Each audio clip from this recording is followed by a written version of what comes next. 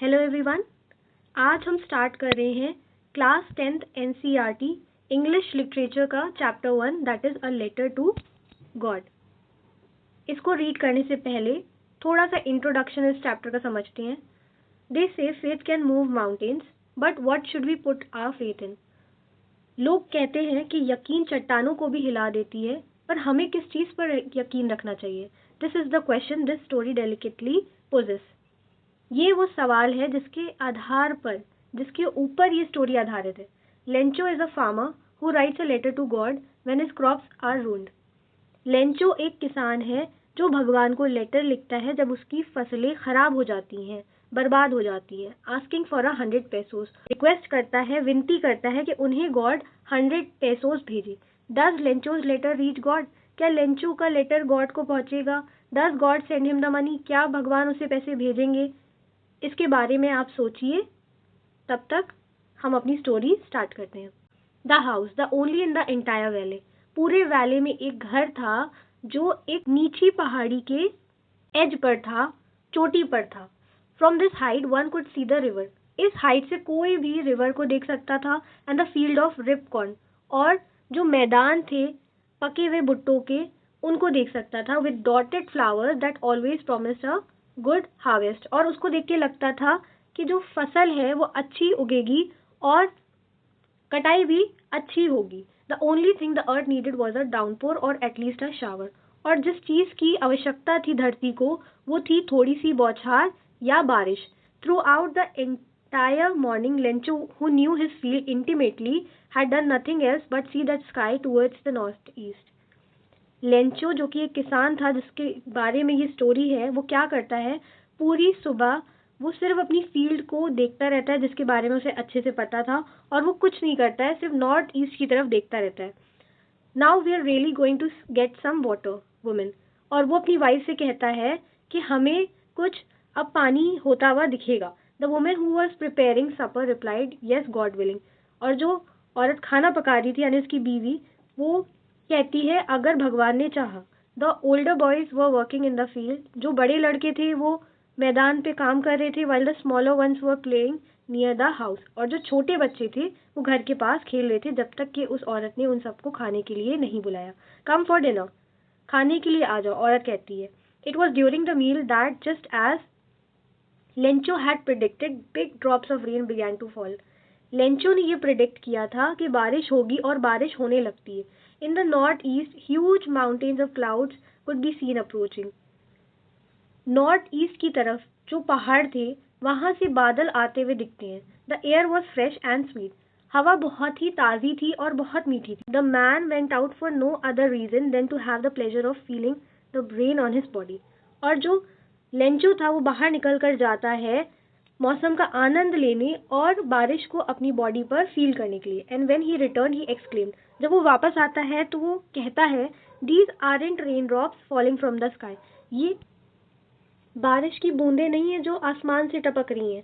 They are new coins. ये नए सिक्के हैं। The big drops are 10 cent. जो बड़ी बूंदें हैं वो 10 सेंट के पीसेज हैं। And the little ones are 5।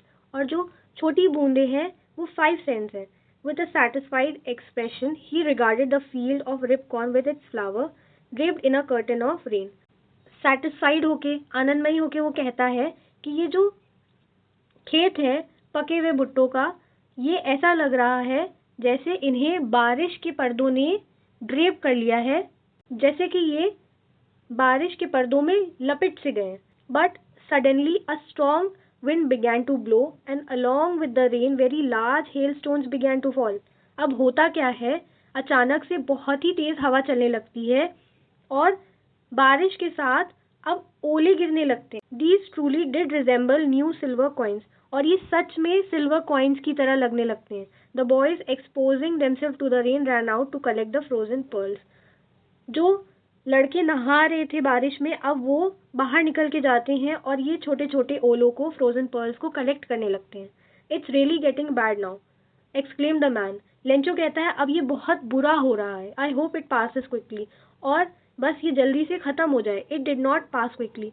और ये जल्दी ख़त्म नहीं होता है। For an hour the hell rain on the house. और पूरे घंटे के लिए ओलों की बरसात होती रहती है। The garden the hill side, the cornfield, on the whole valley. और पूरे 1 घंटे के लिए ये बारिश होती रहती है, ओलों की बरसात होती रहती है, घर के ऊपर, बगीचे के ऊपर, पहाड़ के किनारे, और सारे के सारे कॉर्नफील्ड में ये बारिश होती रहती है। The field was white as if covered with salt. और ऐसा लग रहा था कि ये जो खेत है वो नमक से कवर हो गए हैं। Not a leaf remained on the trees. एक भी पत्ती पेड़ों पे नहीं बची। The corn was totally destroyed. और जो भी भुट्टे थे खेत पे वो पूरी तरीके से बर्बाद हो चुके थे। The flowers were gone from the plants. और जो फ्लावर्स थे पौधों पर भुट्टे के, वो भी क्या हो गए थे, तबाह हो चुके थे, डिस्ट्रॉय हो चुके थे। Lencho soul was filled with sadness. अब लेंचो बहुत उदास हो गया था। When the storm had passed he stood in the middle of the field and said to his son. जब ये जो तूफान था वो चला गया, उसके बाद लेंचो जाके अपने खेत में खड़ा हुआ और अपने बेटों से कहने लगा, अ plague of locust would have left more than this. Locust क्या होती है? लोकस्ट एक तरीके का इंसेक्ट होता है जो क्रॉप्स को तबाह कर देता है। तो वो कहता है कि अगर यहाँ लोकस्ट आ जाते तो फिर भी वो इससे ज़्यादा कुछ छोड़ कर जाते। इस हेल ने, इस तूफान ने कुछ भी नहीं छोड़ा। This year we will have no corn. इस साल हमारे पास कोई भी भुट्टे नहीं है। That night was a sorrowful one. उस रात सब बहुत दुखी थे। All our work for nothing. हमने इतना काम किया ताकि हमें कुछ ना मिले। There is no one who can help us. अब कोई ऐसा नहीं है जो हमारी मदद कर सके। We'll all go hungry this year. हम इस साल भूखे ही रह जाएंगे। लेंचो अपनी फैमिली से कह रहा है। But in the heart of all who lived in that solitary house in the middle of the valley, there was a single hope, help from God. अब जितने भी लोग उस वैली के बीच में रह रहे थे, उस घर के अंदर, यानी लेंचो की फैमिली, उनके दिल में कोई होप नहीं बची थी, पर एक होप बची थी, वो थी हेल्प फ्रॉम गॉड, यानी खुदा से मदद। Don't be so upset even though this seems like a total loss, remember no one dies of hunger. Lencho कहता है, परेशान मत हो, ऐसा लगता तो है कि ये पूरी तरीके से हमारी हार हो चुकी है, पर ये याद रखो कि कोई भी भूखा नहीं मरता। वो अपनी फैमिली से ये बात कर रहा है और ये बात कह रहा है। That's what they say, no one dies of hunger. यही लोग कहते हैं कि कोई भी भूख से नहीं मरता। All through the night Lencho thought only of his one hope. पूरी रात लेंचो सिर्फ अपनी एक आखिरी आशा के बारे में सोचता रहा, द हेल्प ऑफ गॉड, खुदा से मदद। Whose eyes as he had been instructed see everything even what is in deep in one's conscience। जिसकी आंखें सब देख रही हैं और वो सबके कॉन्साइंस को भी जानती हैं, सबकी आत्मा को अच्छे से पहचानती हैं। Lencho was an ox of a man working like an animal in the field. बैल की तरह अपनी खेत पे काम करता रहता था, but still he knew how to write. फिर भी उसे लिखना आता था। The following Sunday at daybreak he began to write a letter which he himself would carry to town and place in the mail. Sunday वाले दिन जब उसे ब्रेक मिलता है तो वो एक लेटर लिखता है जिसे वो खुद टाउन ले जाने वाला था और मेल में डालने वाला था। It was nothing less than a letter to God. और ये कुछ नहीं था सिवाय एक लेटर के जो वो भगवान को भेजने वाला था। गॉड, ही wrote, उसने लिखा, खुदा, if you don't help me, अगर आप मेरी मदद नहीं करते हैं, my family and I will go hungry this year, मेरा पूरा परिवार और मैं इस साल भूखे रह जाएंगे। I need 100 pesos in order to sow my field again. मुझे 100 पैसों की ज़रूरत है ताकि मैं खेत में फिर से बीज बो सकूं। And to live until the crop comes because the hailstorm. और तब तक के लिए जब तक कि फिर से ये फसल उग ना आए। और ये किसकी वजह से हुआ है? ये हुआ है हेल स्टॉर्म की वजह से, पानी बारिश की वजह से। He wrote to God on the envelope, put the letter inside, still troubled, went to town. उसने एनवेलप के ऊपर लिखा टू गॉड और उस लेटर को उस एनवेलप के अंदर डाला। अभी भी वो बहुत परेशान है और वो टाउन चला गया। At the post office he placed a stamp on the letter and dropped it into the mail box. जब वो पोस्ट ऑफिस पहुंचा उसने उस एनवेलप के ऊपर स्टैम्प लगाया और उस लेटर को मेल बॉक्स में डाल दिया। One of the employees who was a postman and also helped at the post office went to his boss laughing heartily and showed him the letter to God। Post office में जो एक employ था, जो कि एक postman भी था, और पोस्ट ऑफिस में हेल्प भी करता था, वो अपने बॉस के पास जाता है और बहुत हंसता है और कहता है और दिखाता है उनको कि ये लेटर किसी ने गॉड को लिखा है. Never in his career as a postman had he known that address. अब इसमें ये कहा जा रहा है कि पूरे पोस्टमैन के उसके करियर में उसने ऐसा एड्रेस नहीं देखा था कि कोई गॉड को लेटर लिख रहा है. और गॉड का क्या एड्रेस है? The post master, a fat amiable fellow, also bro laughing but almost immediately he turn serious, tapping the later on his desk. जो पोस्ट मास्टर था, थोड़ा सा फैट और बहुत ही फ्रेंडली था, वो थोड़ी देर तो हंसता है, उसके बाद उसका चेहरा सीरियस हो जाता है और वो लेटर उस डेस्क पे रखता है और कहता है, व्हाट फेथ, क्या यकीन है. I wish I had the faith of the man who wrote this letter. काश मेरे पास ये यकीन, ये भरोसा होता जिस व्यक्ति ने इस लेटर को लिखा है. जितना उसके पास भरोसा है उतना ही भरोसा काश मेरे पास भी होता. Starting up a correspondents with God. भगवान से पत्र व्यवहार स्टार्ट कराया उसने. So in order not to shake the writer's faith in God, the postmaster came up with an idea. Lencho का भगवान से फेथ ना उठे इसलिए पोस्टमास्टर के पास एक आइडिया आता है. Answer the letter. इस लेटर का चलो आंसर करते हैं, पोस्टमास्टर ये कहता है. But when he opened it, it was evident that to fulfil it he needed something more than goodwill, ink and paper. लेकिन उसके यकीन को बनाए रखने के लिए भगवान के ऊपर सिर्फ यहाँ पर अच्छे गुडविल की या इंक और पेपर की ज़रूरत नहीं थी, क्योंकि लेंचो की फील्ड तबाह हो चुकी थी और वो गॉड से क्या मांग रहा है? 100 पैसों की डिमांड कर रहा है. तो यहाँ पर सिर्फ एक अच्छा दिल या इंक और पेपर से काम नहीं चलेगा. But he stuck to his resolution. पर फिर भी वो अपनी बात पे अड़ा रहा. He asked for money from his employees. He himself give part of his salary and several friends of his वो obliged to give him something for an act of charity. और चैरिटी के तहत वो अपने एम्प्लॉयज से कुछ पैसे लेता है और अपनी सैलरी का एक बड़ा अमाउंट वो क्या करता है? लेंचो के लिए निकालता है और अपने फ्रेंड्स से भी कहता हैगा कि for an act of charity वो कुछ पैसे उसे दे. It was impossible for him to gather together the 100 pesos. और वो अकेले 100 पैसोस नहीं अरेंज कर सकता था. तो he was able to send the farmer only a little more than half. वो पूरे पैसे उसे नहीं भेज सकता था. तो फिर उसने क्या किया? जितने भी उसने लोगों से मांग कर या अपनी सैलरी से कट करके जो दिया उसे कलेक्ट करके उसने लेंचो के लिए रख दिए. He put the money in an envelope address to Lencho and with it a letter containing only a single word as a signature God. उसने क्या किया? उस पैसे को एक एनवेलप में डाला, उसमें लेंचो का एड्रेस डाला और उस लेटर में सिर्फ एक सिंगल वर्ड लिखा एनवेलप के ऊपर, God. The following Sunday, Lencho came a bit earlier than usual to ask if there was a letter for him.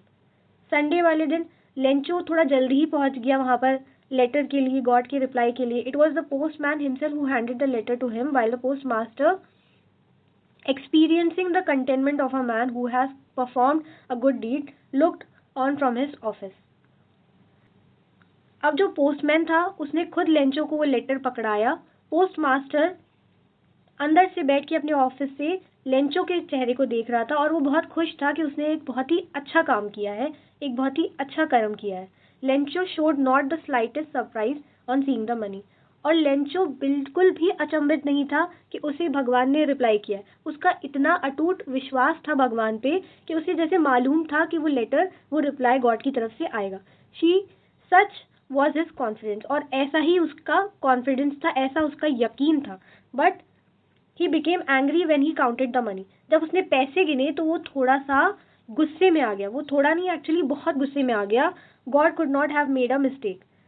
भगवान कभी गलती नहीं कर सकते. Nor could he have denied Lencho what he had requested. और ना ही वो लेंचो को मना कर सकते हैं जिसके लिए लेंचो ने रिक्वेस्ट की. वो ऐसा सोच रहा है.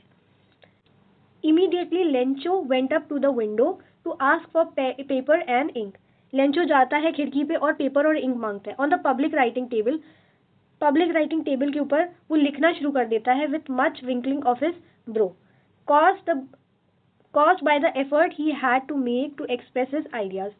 और वो भवे सुकोड़ के बहुत ही गुस्से में या बहुत ही वरीडली वो लेटर लिखने लगता है. When he finished he went to the window to buy a stamp which he licked and then affix to the envelope. जब वो लेटर लिख लेता है तो फिर वो खिड़की पे वापस जाता है, वहाँ से स्टैम्प लेता है और उसे एनवेलप के ऊपर चिपका देता है with a blow of his fist. The moment the letter fell into the mail box the post master went to open it. जैसे ही लेंचो लेटर मेल बॉक्स में डालता है, पोस्ट मास्टर जाता है उसे खोलने के लिए. इट सेड, अब लेटर में लेंचो क्या कह रहा है? It said, God of the money that I asked for only 70 pesos reached me. मैंने जितने पैसे आपसे मांगे थे उसमें से सिर्फ 70 pesos मुझ तक पहुंचे हैं. Send me the rest since I needed very much. मुझे बाकी पैसे भेजिए क्योंकि मुझे इसकी बहुत ज़्यादा आवश्यकता है. But don't send it to me through the mail. पर मुझे अब मेल के ज़रिए वो पैसे मत भेजिएगा, because the post office employees are a bunch of crooks. क्योंकि ये जो पोस्ट ऑफिस के एम्प्लॉयज़ हैं वो बदमाशों का झुंड है. उसे क्या होता हैगा कि उसे ऐसा लगता हैगा कि जो पैसे गॉड ने उसे भेजे थे उनमें से जो पैसे पोस्ट ऑफिस के एम्प्लॉयज़ ने चुरा लिए. यहाँ पर हमें क्या देखने को मिल रहा है? नेकी कर और दरिया में डाल. एक तो इन लोगों ने उसकी हेल्प करी कि उसका फेथ गॉड में से ना उठे, पर यहाँ पर लेंचो उल्टा उन्हीं के ऊपर शक कर रहा है कि उन लोगों ने उसके पैसे चुरा लिए जो गॉड ने उसे भेजे थे. अगर लेंचो के पर्सपेक्टिव से स्टोरी को देखें तो लेंचो को सबसे पहले नेचर से धोखा मिला, उसकी सारी फसलें तबाह हो गई. और सेकेंडली जब उसने गॉड को लेटर भेजा पूरे यकीन के साथ कि उसको रिप्लाई आएगा और जो वो डिमांड कर रहा है, रिक्वेस्ट कर रहा है गॉड से उसे मिलेगा, उसमें से जो भी मदद गॉड की तरफ से आती है फिर भी लेंचो सेटिस्फाइड नहीं होता है, क्योंकि 70 pesos अभी भी लेंचो के लिए इनफ नहीं थे. और उसका फेथ इतना ज़्यादा गॉड पे था कि उसे 100 pesos चाहिए थे. और दोबारा वो लेटर गॉड को लिखता है और पोस्ट ऑफिस के एम्प्लॉयज़ की शिकायत करता है. उसे ऐसा लगता है कि उन्होंने उसके पैसों की चोरी कर ली है. तो यहाँ पर हमें लेंचो का इरैशनल बिहेवियर देखने को मिलता है कि उसका इतना अंधा विश्वास है भगवान के ऊपर कि उसको ये यकीन है कि जो पैसे आए हैं वो गॉड की तरफ से आए हैं और कोई इसे भेज नहीं सकता है. पोस्ट ऑफिस के एम्प्लॉयज़ की बात करें तो यहाँ पर पहली चीज़, पोस्ट ऑफिस के एम्प्लॉयज़ के इंटेंशंस अच्छे थे लेंचो के टूवर्ड्स. उन्होंने लेंचो की मदद करी, उसका विश्वास नहीं तोड़ा, गॉड की तरफ से उसको लेटर भेजा और लेटर में पैसे भेजे. उसके बाद भी क्या हुआ? लेंचो को उनके ऊपर शक पैदा हुआ. So this was it for this story. इस स्टोरी के ऑथर हैं ग्रिगोरियो लिपिस वाई फिंटिस. आप इसके ऑथर के बारे में भी पढ़िएगा क्योंकि ये भी एग्जाम में आता है. और इस स्टोरी को थोड़ा अच्छे से समझिए और इसके क्वेश्चन आंसर्स करिए. And we will meet in the next video with the chapter 2 of English Literature Class 10 NCERT. Thank you for watching, and if you are liking my explanation, please like and comment down if you have any doubt.